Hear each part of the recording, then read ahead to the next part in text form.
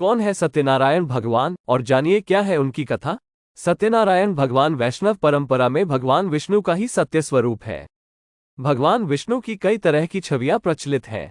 इनमें एक सबसे प्रसिद्ध है जिसमें वो क्षीरसागर में शेषनाग की शैया पर आराम की मुद्रा में है। देवी लक्ष्मी उनके पैरों के पास बैठी हुई है। उनकी नाभि से कमल निकल रहा है और ब्रह्मा जी उस कमल पर विराजमान है। ये चित्र संसार के निर्माण का चित्रण माना जाता है। इसके बाद भगवान विष्णु का एक और स्वरूप सामने आता है। इसमें वो कमल पुष्प पर खड़े हैं। उनके 4 हाथ हैं। 2 हाथ कंधों से ऊपर उठे हुए हैं, जिसमें बाएं हाथ में शंख है, दाहिने हाथ में चक्र, नीचे के दाहिने हाथ में गदा है और बाएं हाथ में कमल। यही कमल वाला हाथ आशीर्वाद की मुद्रा में भी है। भगवान विष्णु के इस स्वरूप को चतुर्भुज स्वरूप और इसी रूप के संपूर्ण सत्य होने के कारण इसे ही सत्यनारायण कहते हैं।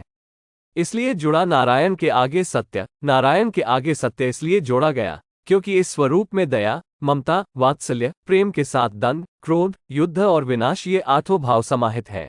ये स्वरूप बताता है कि ईश्वर जिसे नारायण कहा गया है वह सदैव धर्म की रक्षा के लिए तत्पर है और अधर्मियों के नाश से पीछे नहीं हटेगा। यदि वो गदा से दर्द देगा तो कमल पुष्प से मीठी सहलाहट भी देगा। वो साधु, सज्जन, समाज को प्रेम करेगा तो पापियों का चक्र से विनाश करेगा। भक्तों और मानवता से प्रेम करने वालों के लिए उसके हृदय में विशेष करुणा है। इसी कारण उन्हें करुणानिधि कहते हैं। यही स्वरूप भगवान विष्णु का सत्यनारायण स्वरूप है। अब सवाल उठता है कि इस स्वरूप को देखा किसने, जाना किसने? इसे लेकर स्कंद पुराण में कथा है। देवर्षि नारद भगवान विष्णु से हमेशा संसार के विषय में सत्संग करते थे। तब उन्होंने एक दिन पूछा कि सत्य क्या है? वास्तव में मैं जो देख रहा हूं, ये सब क्या है? क्या ये सदैव रहेगा? अगर नहीं रहेगा तो कब नष्ट हो जाएगा? फिर उन्होंने पूछा कि मैं कौन हम, और आखिरी में आप कौन हैं? ये प्रश्न सुनकर भगवान मुस्कुराए और फिर आंखें बंद करके ओम का उच्चारण किया। ये ध्वनि सुनकर नारद को शांति मिली और वे प्रकाश से भर उठे। इसी प्रकाश में उन्हें 4 भुजाधारी रूप के दर्शन हुए, लेकिन इस आकृति का कोई चेहरा नहीं था।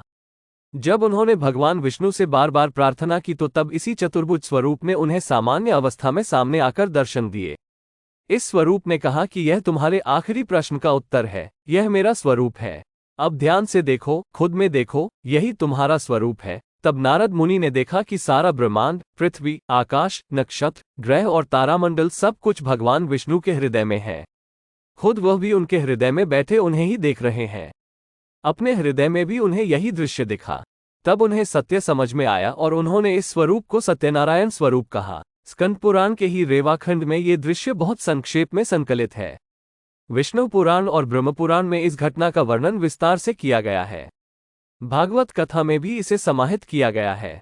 श्री सत्यनारायण की कथा स्कंद पुराण के रेवाखंड में ही संकलित है। दरअसल ये कथा सीधे सीधे सत्यनारायण भगवान की नहीं है, बल्कि उनकी कथा कहने का महत्व सुनकर फल पाए लोगों की कथा है। इसमें सूत जी 5 पात्रों शतानंद ब्राह्मण, लकड़हारा, राजा उल्कामुख, साधु नाम के बनिए और राजा तुंगध्वज की कहानी संकलित है। कथा की शुरुआत ही यहाँ से होती है कि एक बार शौनक महर्षि सूत से पूछते हैं कि इंसान को इच्छा पूर्ति और उसके बाद स्वर्ग का सुख पाने के लिए अपने जीते जी क्या करना चाहिए। यहाँ पर जवाब में सूत जी भी शौनक ऋषि को एक कहानी सुनाते हैं। महर्षि सूत ऋषि शौनक को बताते हैं कि ऐसा ही सवाल एक बार महर्षि नारद ने भगवान विष्णु से किया था। उसके जवाब में नारद जी को भगवान विष्णु जी ने एक कथा सुनाई थी। सूत ऋषि शौनक जी से जिस कथा की बात कर रहे हैं, दरअसल वह नारद जी द्वारा भगवान विष्णु से पूछे गए सवाल ही थे, जिसमें उन्हें भगवान के इस स्वरूप के दर्शन हुए थे।